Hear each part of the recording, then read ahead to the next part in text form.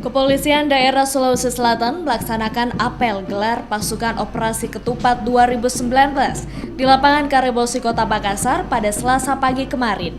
Sebanyak 5.035 personel gabungan yang terdiri dari 2.662 aparat kepolisian daerah Sulawesi Selatan dan 2.373 dari instansi terkait disiagakan untuk memberikan rasa aman dan nyaman pada perayaan Idul Fitri 1440 Hijriah.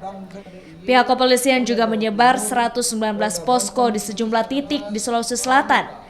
Dalam pos tersebut tergabung di dalamnya pos pengaman, pos pelayanan, dan pos terpadu.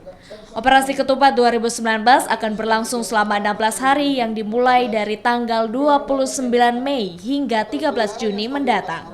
Itu bersifat mengamankan seluruh kegiatan masyarakat. Dari mulai pergerakan manusia, artinya perjalanan orang mudik, itu kita amankan.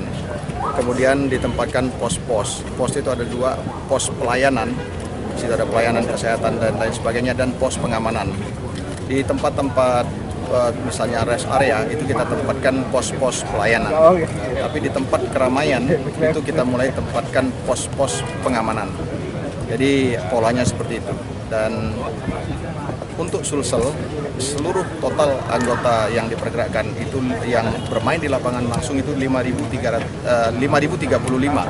Kemudian ada juga di masing-masing satuan standby on call. Dan